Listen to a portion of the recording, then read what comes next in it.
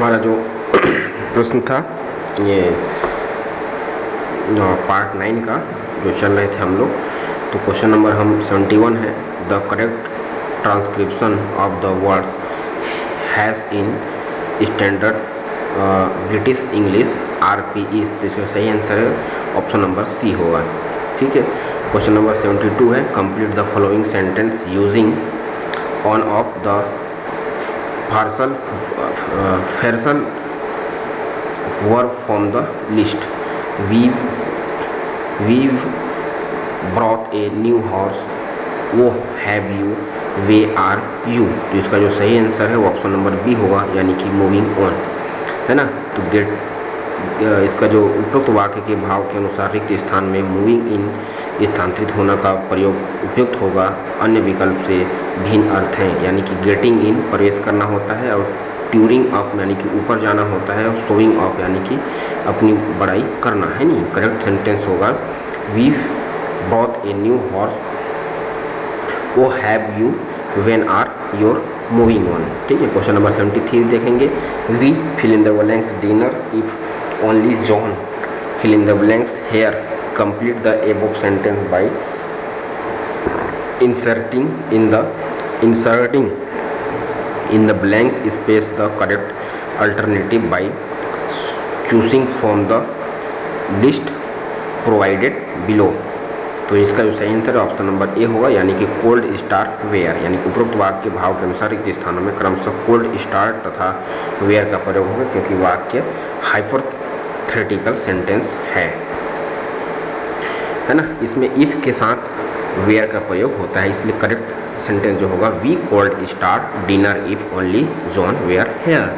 Question number 74 है, यानी कि fill in the blanks with the correct conjunction from the list provided and complete the following sentence.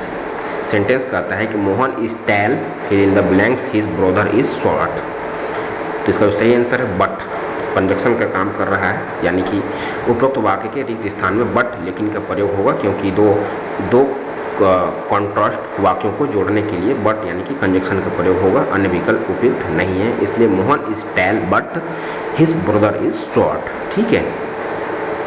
फिर कहता है question number 75 है, यानी कि he said you mustn't tell anyone, identify the incorrect indirect, है ना, expression of the above sentence, तो इसका सही आंसर है ऑप्शन नंबर सी, यानी कि he warned her to not telling anyone, तो ऑप्शन नंबर सी इसका जो ऑप्शन सही है, यानी कि उपरोक्त दिए गए डायरेक्ट स्पीच का इनकरेक्ट इनडायरेक्ट एक्सप्रेशन विकल्प सी, यानी कि he want her to not telling anyone में दिया गया है, अन्य विकल्पों में करेक्ट इनडायरेक्ट एक्सप्रेशन दिया गया है।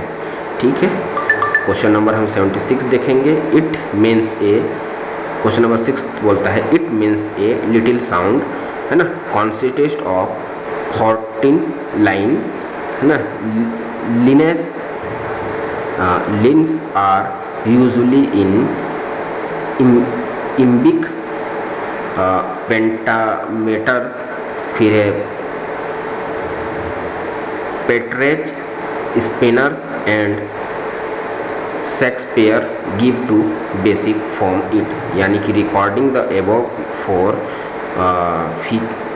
Future choose the most appropriate statement, इसका सही answer option number D, all of features are related to sonnet. उपरोक्त प्रश्न के अनुसार विकल्प डी सही है, क्योंकि इसमें सोनेट के बारे में बताया गया है। क्वेश्चन नंबर 77 है, ये लिरिक्स, है ना, ये lyrics poem usually of some length, the main feature are an elaborate stanza structure, a marked formality and state lines in tone and style, and lofty sentiments and thoughts, the above statement most appropriately describe। इसका सही answer option number B होगा, यानी कि odd. उपरोक्त प्रश्न के अनुसार the above statement most appropriate direction odd होगा, ओड अन्य विकल्प उपयुक्त नहीं है। ठीक है, प्रश्न क्रमांक 78 है, match the words given in column A which most appropriate meaning in column B. A का बी में मीनिंग दिया गया है, तो इसका जो सही आंसर होगा ऑप्शन नंबर ए होगा। आइए मिलान करते हैं। ग्रेट का होगा रूफ इनटू स्मॉल पीस, यानी कि छोटे टुकड़ों में काटना। फिर है GREAT ग्रेट, यानी कि वेरी लार्ज, महान, बड़ा। फिर है GREAT यानी कि टू वेलकम समबॉडी, कृतज्ञता। फिर है गिफ्ट यानी कि रिसोल्यूशन, यानी कि संकल्प। अंततः विकल्प ए सही उत्तर है। ठीक है, प्रश्न क्रमांक हम देखेंगे अब 79, यानी कि antonyms of the words gold is. Antonyms की बात कर रहा है, यानी कि उल्टा बात कर रहा है, तो इसका जो सही आंसर है ऑप्शन नंबर ए होगा, यानी कि शॉर्टेज, यानी कि दिए गए वर्ड गोल्ड प्रचुरता का एंटोनिम शॉर्टेज यानी कमी होगा। अन्य विकल्प अर्थ देते हैं, यानी कि सोल्ड मतलब चिल्लाना होता है, शॉर्ट मतलब कफन होता है, सीक मतलब बीमार होता है। क्वेश्चन नंबर 80 है, यानी कि 18, to get success in UPSC civil service exam Ramesh had to fill in the blanks, complete the above sentence by select the correct item from the following. तो इसका सही आंसर है ऑप्शन नंबर बी है, burn his माइनिंग oil, है नहीं, born his माइनिंग oil. उपरोक्त वाक्य के भाव के अनुसार रिक्त स्थान में बॉर्न हिज माइनिंग ऑयल का प्रयोग होगा, जो कि एक आइटम है जिसका अर्थ देर रात तक पढ़ना होता है। करेक्ट सेंटेंस होगा, to get success in UPSC civil service exam Ramesh had to burn his माइनिंग ऑयल। क्वेश्चन नंबर 81 है, the correct transcription of the violin in statement British English. तो ब्रिटिश इंग्लिश कौन सा है, तो सही आंसर ऑप्शन नंबर ए होगा, है नहीं, यही ब्रिटिश इंग्लिश की बात करता है। क्वेश्चन नंबर 82 है, 82 में हम देखेंगे कि insert to correct preparation to complete the following statement from the given alternative, the alternative fill in the blanks, the teacher has a chair to sit. तो इसका जो सही आंसर है ऑप्शन नंबर सी होगा, यानी कि उपरोक्त वाक्य के भाव के अनुसार रिक्त स्थान पर ऑन का प्रयोग होगा। अन्य विकल्प अर्थ भिन्न अर्थ देंगे, जैसे करेक्ट सेंटेंस है, भिन्न अर्थ देंगे, करेक्ट सेंटेंस है, the teachers has a chair to sit on, sit on बोलता है ना, सिट ऑन। ठीक है, क्वेश्चन नंबर 83 है कि एन एक्सग्रेशन, है ना, an exaggeration for emphasis is future of. तो इसका जो सही आंसर है वो ऑप्शन नंबर सी है, यानी कि हाइपर बोल होगा, है नहीं, हाइपर बोल होगा। उपरोक्त प्रश्न के अनुसार an exaggeration for emphasis in future of, यानी कि हाइपर बोल। अन्य विकल्पों भिन्न और देते हैं, तो विकल्प सी ऊपर होगा। क्वेश्चन नंबर 84 है, which of the following is not a appropriate synonyms of words, यानी कि फ्रेटर्निटी, यानी कि साइनोनिम्स समानार्थी की बात कर रहा है, तो सही आंसर ऑप्शन नंबर बी, यानी कि एसोसिएट। दिए गए वर्ड्स फ्रेटर्निटी, यानी कि फ्रेटर्निटी यानी कि भाईचारा बंधुता का साइनोनिम्स विकल्प होगा कि एसोसिएट, यानी कि साथी सहयोगी नहीं है। अन्य विकल्प इनके समानार्थी हैं, तो नहीं की बात कर रहा था, इसलिए ब्रोथ्रोस यानी कि भाईचारा, एसोसिएशन यानी कि सहचर्य, और सोसाइटी यानी कि संस्थान। क्वेश्चन नंबर 85 है, ये reward of 1000 was given to him by the police, which of the following correctly expression the above sentence in active voice। तो इसका सही आंसर ऑप्शन नंबर ए है, the police given him a reward of 1000 rupees. Question number 86 है, यानी कि choose the correct statement reading पून। तो इसका जो सही आंसर है ऑप्शन नंबर डी है, यानी कि all the statements are correct, यानी कि सभी स्टेटमेंट करेक्ट है। क्वेश्चन नंबर 87 है, allow base luxuriate indulge are synonyms of. तो इसका जो सही आंसर है ऑप्शन नंबर सी रिवेल है। उपरोक्त प्रश्न पर दिए गए वर्ड्स दिए गए, अलाउ, बास, लेक्चुरेट, विकल्प सी यानी कि रिवेल आनंद लेना, साइनोनिम्स से अन्य विकल्प के अर्थ ये हैं, रिवेल यानी प्रकट करना, रिवेयर मतलब सम्मान, और रिवाइवर यानी भावना दिवास्वप्न, है ना। क्वेश्चन नंबर 88 है, one word substitute for government department of police money police money is, जिसका जो ऑप्शन नंबर है वो एक्सचेंजर है नहीं, उपरोक्त ग्रुप में एक्सचेक्योर, ठीक है, यही इसका सही आंसर। क्वेश्चन नंबर 89 है, चूज द इनकरेक्ट सेंटेंस। तो इनकरेक्ट सेंटेंस चूज करना है, तो इसका जो सही आंसर ऑप्शन नंबर सी होगा, यानी कि they give me a form and told me to fill in it. Question number 19 है, यानी कि 90 है, ये इंग्लिश का अंतिम प्रश्न है। Mohan gets up every day at 5 in the morning. The test of the underlined verb in the above sentence express, यानी कि ये जो सही आंसर है ऑप्शन नंबर बी होगा, यानी कि हैबिचुअल एक्शन है नहीं, उपरोक्त वाक्य में रेखांकित भाग गेस्ट अप डाउन अप यानी कि उठना हैबिचुअल एक्शन को प्रदर्शित करता है, तो विकल्प भी उपरोक्त होगा। गणित चतुर्थ भाग है गणित, यानी कि गणित देखते हैं हम।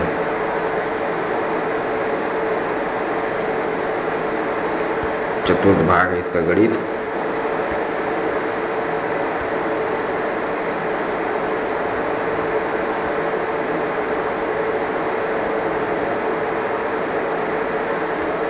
गणित और विज्ञान है नहीं,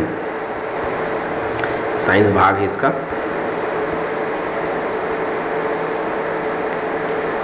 प्रश्न है, एक उत्तल दर्पण का उपयोग एक वास्तविक वस्तु प्रतिबिंब प्राप्त करने के लिए होता है, तो गलत है। गलत है, प्रतिबिंब वास्तविक है, यही गलत है, क्योंकि उत्तल दर्पण का उपयोग एक वास्तविक वस्तु प्रतिबिंब प्राप्त करने के लिए होता है, तो प्रतिबिंब ध्रुव और फोकस के बीच होता है उत्तल दर्पण में, ठीक है। प्रतिबिंब आकार में छोटा होता है, प्रतिबिंब छोटा और सीधा होता है, वास्तविक वस्तु द्वारा निर्मित छवि काल्पनिक अवास्तविक होती है, अतः स्पष्ट है कि विकल्प डी उत्तल दर्पण के लिए असत्य है। क्वेश्चन नंबर 92 है, यदि किसी नियमित बहुभुज का अंतःकोण बाह्य कोण के 132 अंश अधिक है तो बहुभुज की भुजाओं की संख्या क्या होगी, तो ऑप्शन नंबर ए यानी कि 15 होगी। क्वेश्चन नंबर 93 है, यदि दो समत्रिभुजों की अनुरूप भुजाओं का अनुपात 2:3 है तो उसके अनुरूप शीर्ष बलों का अनुपात क्या होगा, तो इसका सही आंसर है ऑप्शन नंबर डी, यानी कि 2:3 होगा। क्वेश्चन नंबर 94 है, यानी कि x बटे वाई प्लस जेड बराबर ए, फिर y बटे एक्स प्लस जेड बराबर बी बटे z plus x plus y बराबर सी, तो इसका मान होगा, तो इसका जो सही आंसर है ऑप्शन नंबर ए होगा। क्वेश्चन नंबर 95 है, 95 का आंसर होगा सी। जो चीज़ें हैं वो उसको नहीं, 95 का जो क्वेश्चन है उसका आंसर होगा सी, और 96 का जो क्वेश्चन है एक कृष्ण पिंड 1.56 माइक्रो एम तरंग दैर्ध्य पर तथा 2000 किलो पर अधिकतम ऊर्जा उत्सर्जित करता है कि किस ताप पर वह अधिकतम ऊर्जा उत्सर्जित करेगा यदि उसका तरंग दैर्ध्य 1.8 माइक्रो एम हो, तो इसका जो सही आंसर ऑप्शन नंबर सी होगा। क्वेश्चन नंबर 97 है, इनमें से कौन सा कथन गलत है, तो गलत के लिए गलत की ओर जाना है, तो इसका जो ऑप्शन नंबर डी है वही गलत है, क्योंकि ध्वनि निर्वात में वायु की अपेक्षा करती है, तो यही गलत है। यानी कि ध्वनि तरंगें अनुदैर्ध्य यांत्रिक तरंगें होती हैं जिसे गमन करने के लिए एक माध्यम की आवश्यकता होती है, तो ध्वनियों को निर्वात में प्रसारित नहीं किया जा सकता है। क्वेश्चन नंबर 96 है, यानी कि एक दोषपूर्ण तराजू के बाएं पल्ले का भार दाएं पल्ले के भार से 100 ग्राम अधिक है। एक दुकानदार वस्तुएं खरीदते समय इस तराजू के बाएं पल्ले में बाट रखता है, जबकि वस्तु बेचते समय वह बाट दाएं पल्ले में रखता है। वह केवल 1 किलोग्राम बाट का प्रयोग में लाता है। यदि वह वस्तु को उनके सूची क्रय मूल्य पर बेचता है तब उसको लाभ कितना होता है, तो सही आंसर है वो आंसर है इसका डी, यानी कि 200/9% होगा। क्वेश्चन नंबर 99 है, संचयी बारंबारता बटन का आलेख कहलाता है, तो इसका जो सही आंसर है वह है ओजाइव, यानी कि ऑप्शन नंबर सी है, यानी संचयी बारंबारता बटन का आलेख ओगिव यानी कि ओजाइव का त्वरण कहलाता है। क्वेश्चन नंबर 100 है, कौन सा कथन सही है, यानी कि त्रिभुज के कौन सा कथन सही है, तो कथन यानी कि ऑप्शन नंबर सी सही है, यानी कि ए और बी दोनों सही है। कहने का तात्पर्य है कि त्रिभुज के क्षेत्रफल का उपयोग आयत का क्षेत्रफल अज्ञात करने में किया जा सकता है, सही बात है। त्रिभुज के क्षेत्रफल का उपयोग वृत्त क्षेत्र का क्षेत्रफल अज्ञात करने में किया जा सकता है, ये भी किया जा सकता है, कोई बात नहीं, दोनों सही है। क्वेश्चन नंबर 101 है, यानी कि एक आयताकार ब्लॉक का संपूर्ण पृष्ठ क्षेत्रफल 7788 वर्ग सेंटीमीटर है। यदि उसकी लंबाई चौड़ाई तथा ऊंचाई 4:3:2 अनुपात में है तो उसकी लंबाई जो है ऑप्शन नंबर बी है, यानी कि 52 सेंटीमीटर है। क्वेश्चन नंबर 102 है, यानी कि एक रेलगाड़ी एक दूरी 40 किलोमीटर प्रति घंटा की औसत चाल से तय करती है और वह बीच में कुछ बार रुकती है और वह बीच में कुछ बार रखती है। यदि रेलगाड़ी बीच में न रुके तो यह दूरी 60 किलोमीटर प्रति घंटा के औसत चाल से पूरा करती है। यह गाड़ी इस दूरी को तय करने के लिए कितने मिनट घंटा का औसत चाल लगेगा, तो 20 मिनट प्रति घंटा की चाल से चलेगी, यानी कि ऑप्शन नंबर ए सही होगा। प्रश्न 103 है, एक आयताकार क्षेत्र जो 50 मीटर लंबा और 40 मीटर चौड़ा है में एक आयताकार लान है। चारों ओर सीमेंट का एक समान चौड़ाई वाला रास्ता है जिसकी चौड़ाई 6 मीटर है, तो सीमेंट के रास्ते का क्षेत्रफल होगा, तो इसका जो सही आंसर ऑप्शन नंबर बी यानी कि 936 मीटर स्क्वायर होगा। क्वेश्चन नंबर 104 है, एक स्टील के टुकड़े की लंबाई 30 डिग्री पर है और 90 डिग्री ताप पर उसकी लंबाई 0.027 सेंटीमीटर बढ़ जाता है, तो स्टील के टुकड़े का रेखीय विस्तार क्या होगा, तो इसका जो सही आंसर है वो ऑप्शन नंबर बी होगा। ठीक है। क्वेश्चन नंबर 105 है, सूची 1 को सूची 2 में शामिल कीजिए। ठीक है, सूची 1 को सूची 2 में कीजिए तो क्या है, HI यानी कि प्रबल, HI जो है प्रबल अवकारक है और H3BO3 है एक क्षारकीय अम्ल है और H3PO3 है वो द्विक्षारकीय अम्ल है और लिक्विड HN3 है यानी कि प्रोटो स्नेही विलायक है, अतः विकल्प बी सही होगा। समांतर श्रेणी का सूत्र समझाने के लिए सबसे उपयुक्त कौन सा विधि होगा, तो समांतर श्रेणी का जो सूत्र समझाने के लिए आगमनात्मक विधि होगा, यानी कि समांतर श्रेणी का सूत्र समझाने के लिए सबसे उपयुक्त विधि आगमनात्मक विधि है। नोट, गणित के सूत्रों की स्थापना हेतु सबसे उपयुक्त विधि आगमनात्मक विधि होगा। प्रश्न क्रमांक 107 है, एक बारंबारता बांटने को प्रश्न 107 एक बारंबारता बटन हो सकता है तो वह हो सकता है बी और सी दोनों हो सकते हैं, यानी विविक्त हो सकते हैं या सतत भी हो सकते हैं। प्रश्न 108 देखेंगे हम कि निम्न में से कौन सुमेलित नहीं है। सुमेलित नहीं है की बात तरफ जाना है तो सुमेलित नहीं, अम्ल वर्षा ओजोन गैस से नहीं होता है, क्योंकि दिए गए विकल्प में से अम्ल वर्षा ओजोन में सुमेलित नहीं है, क्योंकि अम्ल वर्षा एक व्यापक शब्द है जिसमें सल्फ्यूरिक या नाइट्रस अम्ल जैसे अम्लीय घटकों के साथ किसी भी प्रकार की वर्षा शामिल होती है जो नम या शुष्क रूप में वायुमंडल से पृथ्वी पर गिरती है। इसमें बारिश, बर्फ, कोहरा, ओले या यहाँ तक कि अम्लीय धूल भी शामिल हो सकती है। गैसोहाल एक प्रकार का ईंधन है जिसमें 5% एथेनॉल युक्त पेट्रोल होता है। सुलभ ऊर्जा सूर्य से प्राप्त की जाती है और बिना किसी प्रदूषण से हमें ऊर्जा प्राप्त करती है। हरितगृह प्रवाह के लिए मुख्य रूप से उत्तरदायी गैस कार्बन डाइऑक्साइड, मीथेन, जलवाष्प, नाइट्रस ऑक्साइड और ओजोन और फ्लोरोकार्बन है। प्रश्न 109 देखेंगे, दो पिंड x तथा y जिनके द्रव्यमान क्रमशः 5 किलोग्राम तथा 25 किलोग्राम है 100 मीटर ऊंचाई से प्रारंभिक वेग शून्य से नीचे गिरते हैं। निम्नलिखित में से कौन सा कथन सही है, तो ऑप्शन नंबर सी सही है। x तथा y दोनों पृथ्वी को एक साथ स्पर्श करेंगे, इसलिए करेंगे क्योंकि जब किसी भी वस्तु को ऊंचाई से गिराया जाता है तथा कोई बाह्य बल न कार्य करे तो वस्तु का वेग पृथ्वी के गुरुत्वीय त्वरण पर निर्भर करेगा, न कि द्रव्यमान पर। अतः यदि 5 किलोग्राम और 25 किलोग्राम की वस्तु को 100 मीटर की ऊंचाई से समान प्रारंभिक वेग शून्य से गिराया जाए तो दोनों वस्तुएं एक साथ पृथ्वी को स्पर्श करेंगी। ठीक है।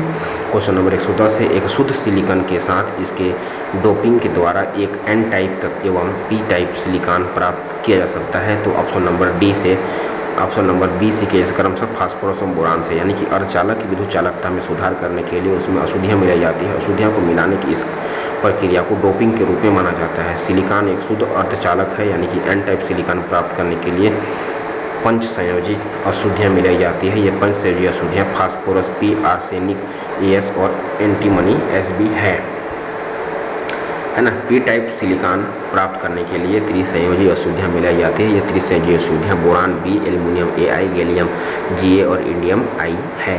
सल्फ है ना, आइडियम I है। कहते सॉफ्टवेयर का प्राथमिक उद्देश्य डाटा को निम्न से प्रदर्शित करता है, यानी कि ऑप्शन नंबर बी है सूचनाएं। सॉफ्टवेयर का प्राथमिक उद्देश्य डेटा की सूचनाओं को बदलना है। यह निर्देश डेटा या प्रोग्राम का एक सेट है जिसका उपयोग कंप्यूटर को चलाने और विशिष्ट कार्यों को निष्पादित करने के लिए किया जाता है। सॉफ्टवेयर के निर्देशों के अनुसार ही हार्डवेयर कार्य करता है। इसे प्रोग्राम का समूह भी कहते हैं। सूचना आमतौर पर डेटा का संसाधित परिणाम होता है। क्वेश्चन नंबर 112 है, मानव शरीर में निम्नलिखितों में से कौन इंसुलिन हार्मोन स्रावित करता है, तो इंसुलिन जो हार्मोन स्रावित करना है वो पेनक्रियाज इंसुलिन हार्मोन करता है। इंसुलिन मानव, ऑप्शन नंबर सी सही है। इंसुलिन मानव शरीर के अग्नाशय यानी कि पेनक्रियाज ग्रंथि द्वारा स्रावित होता है। अग्नाशय एक मिश्रित ग्रंथि है जो एक अंतःस्रावी और एक बाह्यस्रावी भाग में आइलेट्स ऑफ लैंगरहैंस होता है, जहां पर उपस्थित बीटा कोशिकाएं इंसुलिन हार्मोन का स्रावण करती है। इंसुलिन हार्मोन मानव शरीर में रक्त शर्करा के स्तर को नियंत्रित करने के लिए जिम्मेदार होती हैं। क्वेश्चन नंबर 113 है, यानी बीजी व्यंजक प्रारंभ करते समय क्या महत्वपूर्ण बिंदु बताना आवश्यक है। तो ऑप्शन नंबर उपरोक्त सभी बताना आवश्यक है, क्योंकि संकेतों का मूर्त वस्तुओं के लिए प्रयोग करना है और संकेतों का अज्ञात वस्तुओं के लिए प्रयोग करना संकेतों पर संक्रिया है। यानी कि बीजगणित गणित की वह शाखा है जहाँ अंकगणित के सिद्धांतों को, समस्याओं को निरूपित करने वाले अक्षर प्रतीकों का उपयोग करके सामान्यीकृत किया जाता है। बीजगणित व्यंजक प्रतीकों और विचारों का उपयोग करके बनते हैं। यह चरों और अचरों के गुणनफल से पद बनते हैं, जैसे 3xy है ना, 2xayz, 5x2 इत्यादि। मूर्त वस्तुओं के लिए प्रतीकों का प्रयोग, अज्ञात चीज़ों के लिए प्रतीकों का प्रयोग और प्रतीकों का संक्रिय, ये सभी महत्वपूर्ण बिंदु बीजीय व्यंजक प्रारंभ करने के समय बताए जाते हैं। प्रश्न 114 है, सही जोड़ी मिलाइए। सही जोड़ी मिलाइए यानी कि आर्लोन है ना, इसका सही आंसर है बी, यानी कि आर्लोन जल प्रतिरोधी बहुलक है, और टेफ्लॉन है उसमें प्रतिरोधिक बहुलक है, और डेक्रान है रासायनिक प्रतिरोधी बहुलक है, और मेलाइकान है न टूटने वाला बहुलक है। अतः विकल्प डी में दिया गया समावेशी सही है। ठीक है, फिर प्रश्न 115 है, दिए गए चित्र में चतुर्भुज ABCD का क्षेत्रफल है, दिया है कर्णी 3 बराबर 1.73। तो दोस्तों सही आंसर है ऑप्शन नंबर बी है, यानी कि 259 वर्ग इकाई होगा। 216 है, निम्नलिखित में से कौन सी विधि कौशल विकास के लिए सबसे अच्छे से उपयोग की जा सकती है। तो इसका जवाब ऑप्शन नंबर ए, प्रयोगशाला कार्य का संपादन। कौशल विकास से तात्पर्य है विभिन्न प्रकार के कौशल और दक्षताओं को प्राप्त करने, सुधारने और बढ़ाने की प्रक्रिया से है। प्रयोगशाला कार्य का संपादन वह विधि है जो कौशल विकास के लिए सबसे अच्छे से उपयोग की जा सकती है। यह विधि विज्ञान और इंजीनियरिंग के क्षेत्र में प्रायोगिक कौशल विकसित करने के लिए उत्तम है, जहाँ व्यवहारिक अनुभव और हाथों से काम करना महत्वपूर्ण होगा। प्रश्न 117 है, डिप्थीरिया नामक बीमारी किससे होती है। तो डिप्थीरिया नामक जो बीमारी होती है वो कोराइनोबैक्टीरियम से होता है। ऑप्शन नंबर सी सही है, यानी कि डिप्थीरिया एक घातक जीवाणु संक्रामक है जो कार्बेनियो बैक्टीरिया डिप्थीरिया नामक जीवाणु के कारण होता है। यह जीवाणु आमतौर पर गले में श्लेष्मा झिल्लियों को प्रभावित करता है। यह ऊपरी श्वसन तंत्र का रोग है। यह कान, आँख और जननांगों की त्वचा को परतों में ऊतकों को भी प्रभावित कर सकता है। यदि संक्रमण रक्त में प्रवेश कर जाए तो यह हृदय और तंत्रिका तंत्र में भी जाता है। ठीक है, डिप्थीरिया किससे होता है। तो डिप्थीरिया ऑप्शन नंबर सी, यानी कि कोराइनोबैक्टीरियम से होता है। प्रश्न 118 है, 118 जो है बोला किसी घनाभ की 3 संलग्न फलकों का क्षेत्रफल x, y और z है। तो घनाभ का आयताकार होगा, तो इसका जो सही आंसर है ऑप्शन नंबर सी है, यानी कि कर्णी XYZ होगा। प्रश्न 119 है, एक f फोकस लंबाई का उत्तल दर्पण वस्तु के 1/nवें आकार का प्रतिबिंब उत्पन्न करता है, तो वस्तु की दर्पण से दूरी क्या होगा। तो इसका जो सही आंसर है ऑप्शन नंबर डी होगा, n-1 बराबर f होगा। प्रश्न 120 है, एक घनाभ के 3 संलग्न फलकों के क्षेत्रफल XYZ है, यदि उसका आयताकार भी है तो भी वर्ग का मान क्या होगा। तो इसका सही आंसर ऑप्शन नंबर डी है। प्रश्न नंबर 121 है, यदि a + b + c बराबर 0 हो तो a² + b² + c² 4/a² b² + c² है ना, ब्रैकेट a² + b² का मान क्या होगा। तो इसका सही आंसर है ऑप्शन नंबर डी, यानी कि 2 होगा। प्रश्न 122 है, यांत्रिक ऊर्जा संरक्षण का नियम लागू होता है जब लागू होता है जब बल संरक्षित हो, यानी कि ऑप्शन नंबर डी सही होगा। ऊर्जा को न तो बनाया जा सकता है न ही नष्ट किया जा सकता है, इसे एक अवस्था से दूसरी अवस्था में परिवर्तित किया जा सकता है। यांत्रिक ऊर्जा संरक्षण नियम के अनुसार किसी भी निकाय की यांत्रिक ऊर्जा गतिज ऊर्जा पर स्थित ऊर्जा नियत रहती है जब तक उस पर कोई बाह्य बल न आरोपित किया जाए। यांत्रिक ऊर्जा संरक्षण नियम तब लागू होगा जब बल संरक्षित हो, है ना। क्वेश्चन नंबर 123 है, OFC है ना, यांत्रिक ऊर्जा संरक्षण नियम कब लागू होता है। तो यह बल संरक्षित हो, यानी कि ऊर्जा को न तो हम बना सकते हैं और न ही हम नष्ट कर सकते हैं, इसे एक अवस्था दूसरी अवस्था में परिवर्तित किया जा सकता है। यांत्रिक ऊर्जा संरक्षण नियम के अनुसार किसी भी निकाय के यांत्रिक ऊर्जा गतिज ऊर्जा स्थिति ऊर्जा नियत रहती है जब तक उस पर कोई बाह्य बल न आरोपित किया जाए। यांत्रिक ऊर्जा संरक्षण नियम तब लागू होगा जब संरक्षित हो।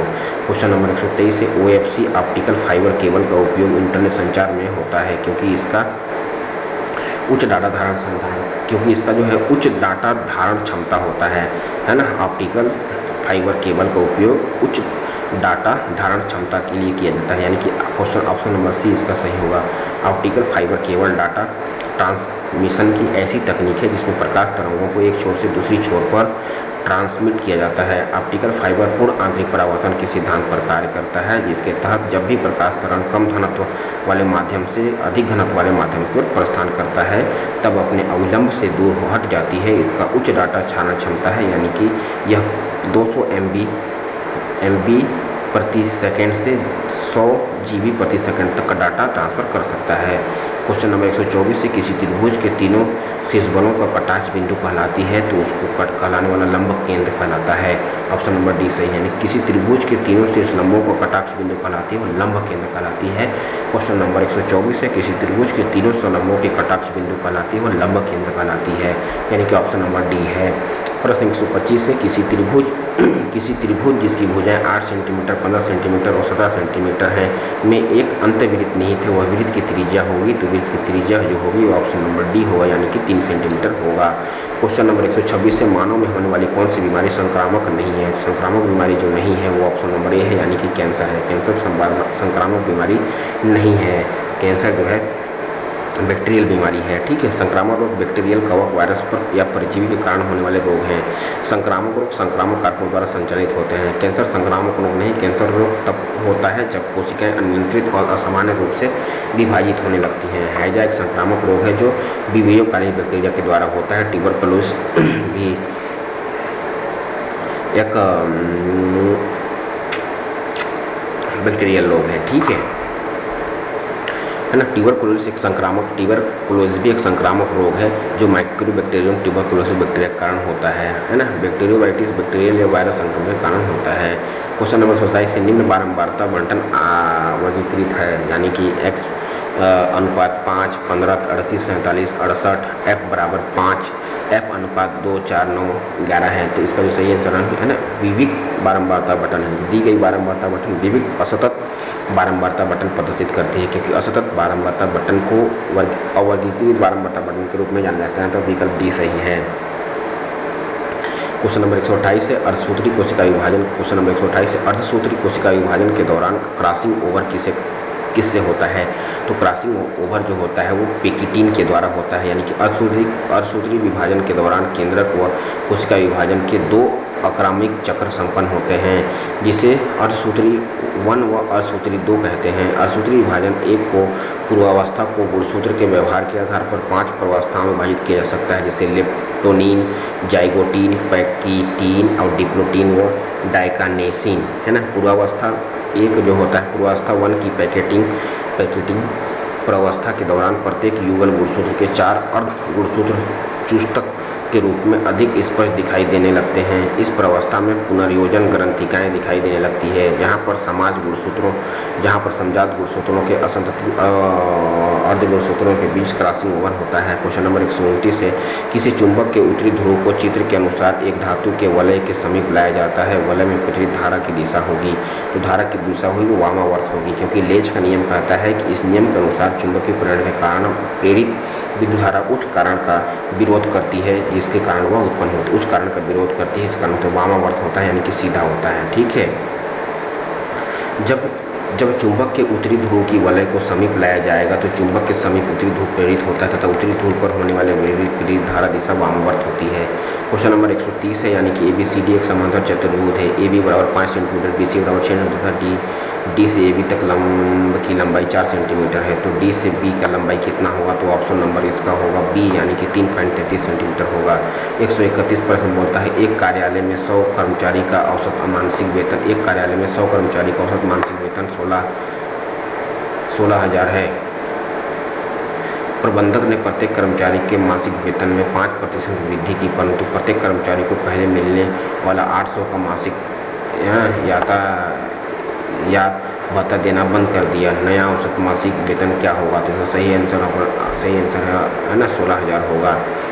प्रश्न 132 से एक वृत्त जिसमें उसके त्रिज्याखंड भिन्न भिन्न मात्राओं को प्रदर्शित करते हैं कहलाता है, तो वो है ऑप्शन नंबर ए, यानी कि पाई लेखा कहलाता है। पाई लेखा में अलग अलग मात्रा पाई जो चार्ट बनाता है अलग अलग मात्रा में देता है, यानी कि ऑप्शन नंबर ए सही है। एक वृत्त जिसमें उसके त्रिज्याखंड भिन्न भिन्न मात्राओं को प्रदर्शित करता है पाई लेखा या पाई आरेख कहलाता है, क्योंकि पाई आरेख या एक वृत्त आरेख एक गोलाकार सांख्यिकी ग्राफिक है जिसे संख्यात्मक अनुपात को दर्शाने के लिए टुकड़ों में विभाजित किया जा सकता है। क्वेश्चन नंबर 133 है, यानी कि 10 किलोग्राम एवं 5 किलोग्राम द्रव्यमान के 2 पिंड R एवं R त्रिज्या के संकेंद्रित कक्षा से इस प्रकार गति कर रहे हैं कि उनमें आवर्तकाल समान है, तो उनमें अभिकेंद्रित त्वरण का अनुपात होगा। तो इसका ऑप्शन नंबर ए है कैपिटल आर बटे स्मॉल आर होगा, ठीक है, क्योंकि द्रव्यमान A बराबर 10 kg है, द्रव्यमान B बराबर 5 kg है, तो दोनों हेतु कोणीय वेग W बराबर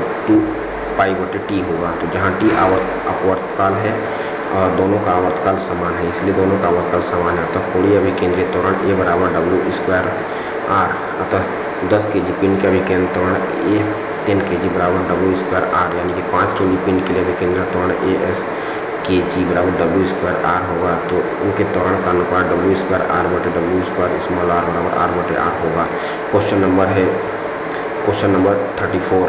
क्वेश्चन नंबर 34 कहते हैं एक छोटे दंड चुंबक से d दूरी पर अनुदैर्ध्य एवं अनुप्रस्थ स्थिति में चुंबकीय क्षेत्र का अनुपात क्या होगा। तो इसका जो सही आंसर 2:1 होगा। 2:1 इसलिए होगा क्योंकि बिंदु x पर उत्तर और दक्षिण ध्रुव के कारण अनुदैर्ध्य चुंबकीय क्षेत्र को निम्न द्वारा ज्ञात किया गया है, यानी कि BL बराबर BN प्लस BS, यानी कि BN और BS क्रमशः उत्तर और दक्षिण ध्रुव के कारण चुंबकीय क्षेत्र में, यानी कि BL बराबर μm बटे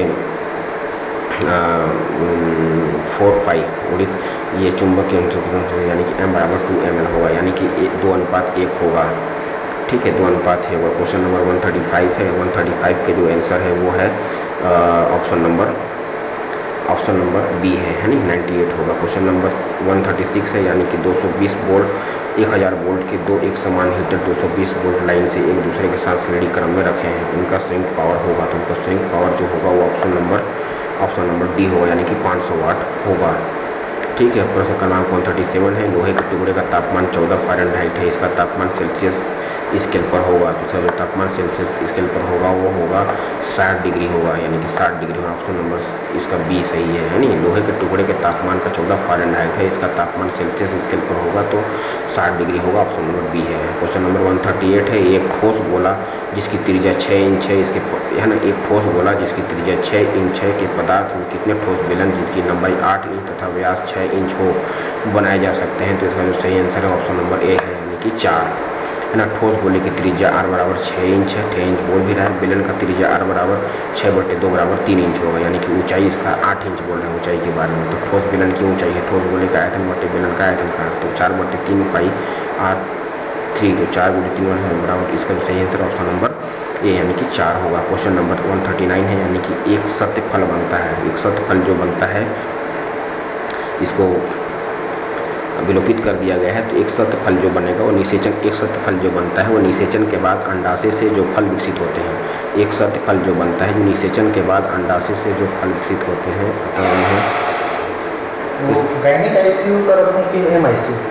क्या चीज़ का सिंपल MIC का सेम आया है दोनों का। डेट कब कब का है? 29।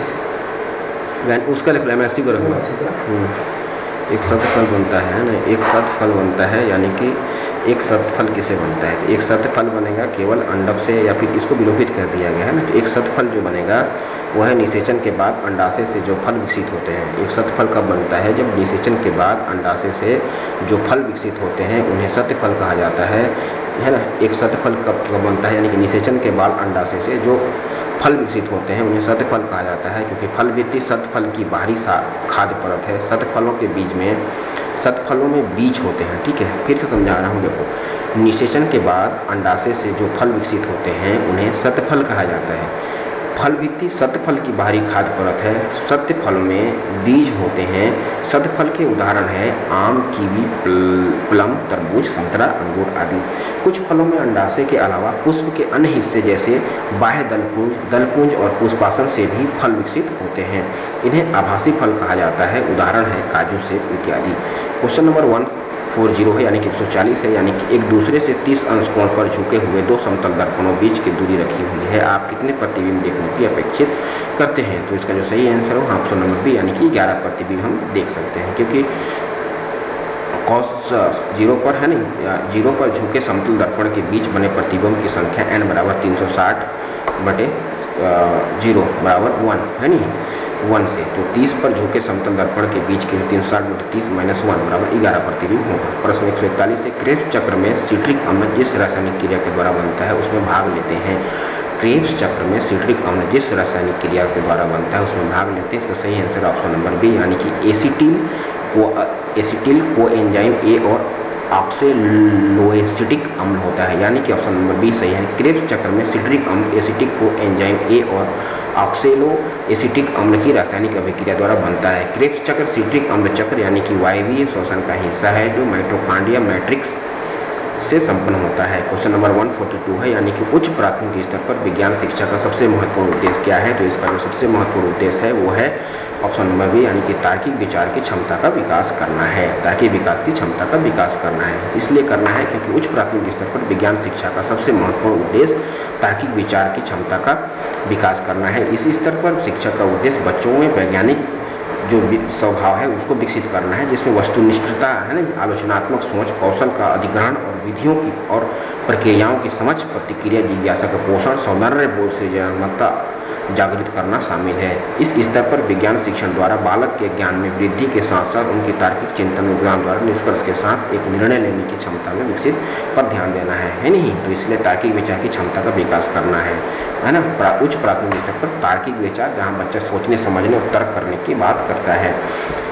श्रेणी दिया है, श्रेणी है ना, भार पाउंड और वस्तुओं की संख्या, तो 15 से 20, 10 है ना, तो इसका जो सही आंसर सतत श्रेणी में है ना। 15 से 20 जो है वस्तुओं की संख्या 10 से सतत श्रेणी में दी गई श्रेणी सतत श्रेणी है, क्योंकि सतत श्रेणी वर्गीकृत होती हैं, अतः विकल्प ए है।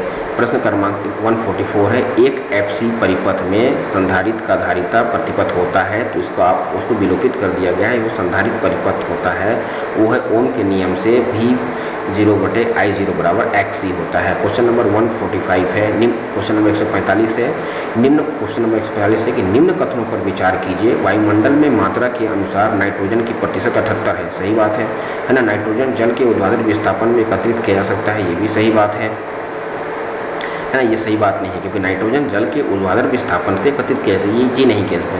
उच्च वियोजक ऊर्जा के कारण नाइट्रोजन रासायनिक रूप में अक्रिय है, सही बात है। इसका जो सही आंसर है ऑप्शन नंबर ए, यानी कि कथन ए और 3 सही है जबकि कथन 2 गलत है।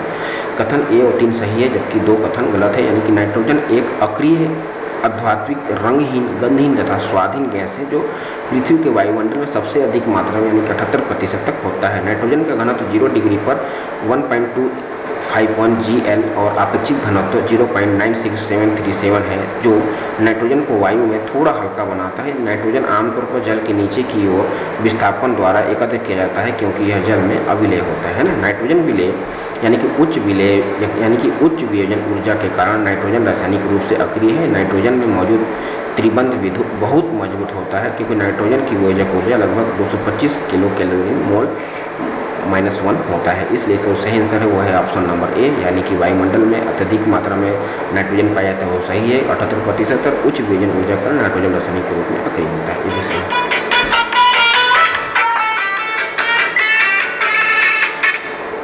हेलो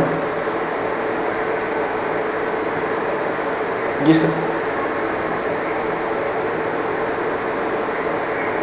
जी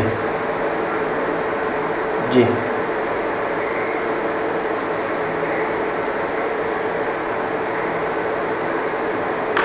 जी सर,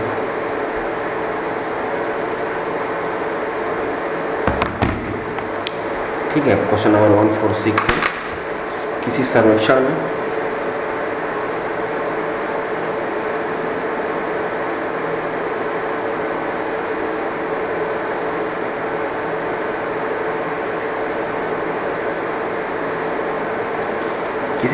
में ये पाया गया कि सभी IIM के विद्यार्थियों में 48% ने कॉफ़ी को प्राथमिकता दी, 54% ने चाय चाही और 64% ने धूम्रपान की। सभी में से 28% ने चाय और कॉफ़ी दोनों चाहे, 32% ने धूम्रपान की और चाय पी तथा 30 ने धूम्रपान और कॉफ़ी को पी। केवल 6% ने इनके कुछ नहीं किया। यदि कुल विद्यार्थी 2000 हैं तो केवल चाय चाहने वाले विद्यार्थी संख्या, तो माना इसमें ऑप्शन नंबर सी यानी 2:3 होगा, ठीक है। क्वेश्चन नंबर 147 है, व्यक्तिगत चर मानव पर आधारित बारंबारता बटन कहलाता है, तो ये ऑप्शन है विविध बारंबारता बटन कहलाता है। क्वेश्चन नंबर 148 इसका सही आंसर ऑप्शन नंबर सी है। क्वेश्चन नंबर 149 इसका सही ऑप्शन है सी। और क्वेश्चन नंबर 150 है, सामान्यतः कार्बनिक पदार्थों का शुद्धिकरण और कार्बनिक यौगिकों की तुलना में कठिनता से होता है, क्योंकि ऑप्शन नंबर बी सही है, क्योंकि कार्बनिक यौगिक एवं उसमें उपस्थित अशुद्धियों के भौतिक स्थिरांक एक दूसरे के समीप पास होते हैं, है ना। अकार्बनिक यौगिक की तुलना में कार्बनिक यौगिकों को शुद्ध करना अधिक कठिन होता है, क्योंकि कार्बनिक यौगिकों के भौतिक स्थिरांक तथा उसमें उपस्थित अशुद्धियों के भौतिक स्थिरांक एक दूसरे से निकट होती हैं। कार्बनिक यौगिक चाहे ठोस, द्रव या गैसीय कार्बनिक अभिक्रियाओं से अलग होने पर शायद ही कभी शुद्ध होते हैं, वह अन्य यौगिक से दूषित हो सकते हैं जो पार्श्व अभिक्रिया के कारण उपभोग के लिए बने होते हैं। इसी के साथ विदा लेते हैं। अगला पार्ट हम नेक्स्ट वीडियो में करेंगे।